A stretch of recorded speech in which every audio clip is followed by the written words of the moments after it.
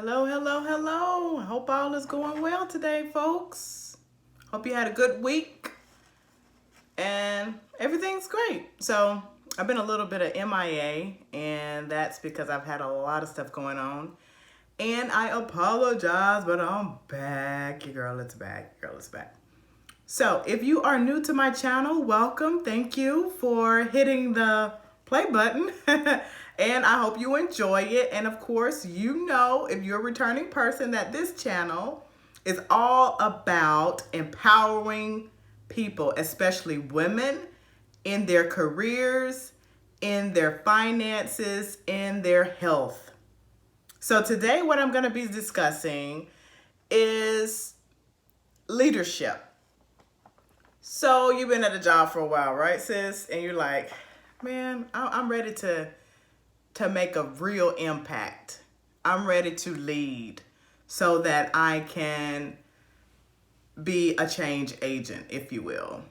So one of the ways that you can do that is you have to demonstrate that you have those core competencies to be a leader within your respective organization, whether you're working for someone, a company, or typically that's what it is. That's what the aspect I'm talking about in this aspect. If you're working for a company and you want to be a leader, so you want career development and growth within the organization in which you're working. So one of the ways that you should look at approaching that and developing those core competencies that companies are looking for within the leaders that they select to lead their organizations is you need to look at perhaps, I always recommend volunteering, but when you volunteer, you need to volunteer in a leadership role. You don't need to just be a body, like a general member. What are you doing outside of being a general member? Or are you volunteering to be the committee chair or co-chair? Or are you looking at being the treasurer on the board, the secretary, president, vice president, etc. So when you look at volunteering to get some leadership type of experience, you need to be very strategic.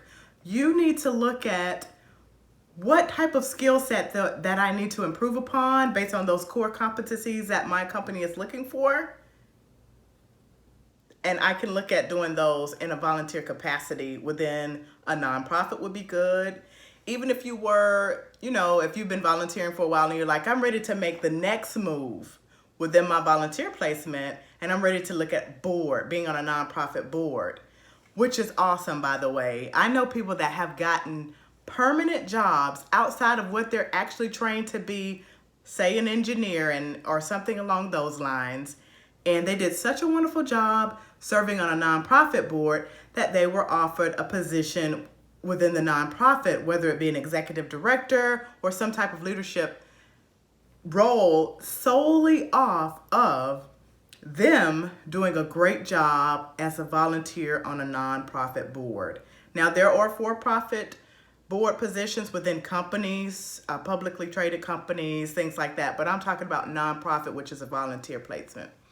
So make sure you really, really, really look at doing that. And there are so many nonprofit organizations that are looking to fill board vacancies. But one thing I want you to know is the best thing that I can say is research. Research the different nonprofit organizations that you're looking at potentially volunteering on. Talk to people that volunteer at that placement, and also people that have served on the board of that nonprofit. You can reach out to them via LinkedIn, reach out via your personal network. You never know who other people know. What do they say? We're only 6 degrees of separation, right? So get the word out there. Talk to your core group, your friend group, whomever. Reach out on LinkedIn. One thing you cannot be is shy.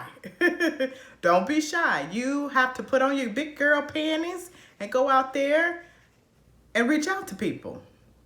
So make sure that you're doing that. That's going to be imperative.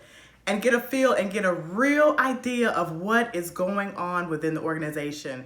Something that I always encourage for people looking for jobs is something called informational interviews, which I'm going to do a video on, don't worry.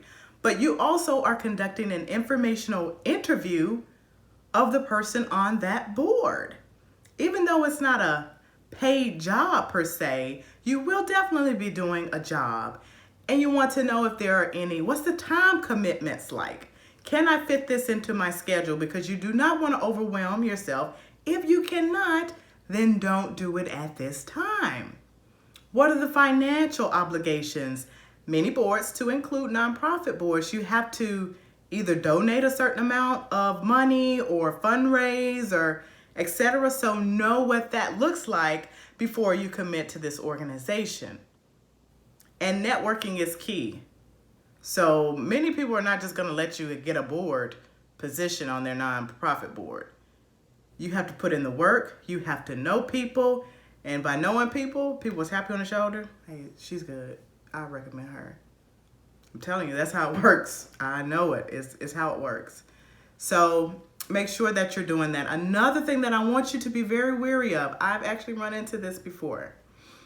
You want to make sure that the nonprofit organization has the proper insurance for its board members and officers. If they do not, you might want to be very leery, because you could be personally held liable for anything that goes haywire within that organization. They can come after your personal assets if that nonprofit organization does not have their board members and officers insured. There's a proper insurance out there. You can talk to your local insurance agent, whomever that you do business with. In terms of insurance, you can talk to them about it when you interview the board members, or when you speak with the board member, ask about it. And don't just ask about it. When you meet with the organization, if you decide to move forward, I would like to see a copy of, because you want to make sure that it is current, that it has not lapsed at any time, because it also gives you an idea of how they operate. If they're letting important things like this slip through the cracks, do you really want to be associated with them? Do you really want to put your time, talent, and treasures into an organization that can't even keep up with menial things like that? I like to say no, because one of the most important things to me that I cannot get back and you cannot get back, my friend, is time. I'm very stingy with my time, and it's not anything personal. I know I'm a mother, I'm a wife, I'm a public servant, I'm a civil servant, whatever you want to call me. I serve the public, volunteer, church stuff, personal stuff.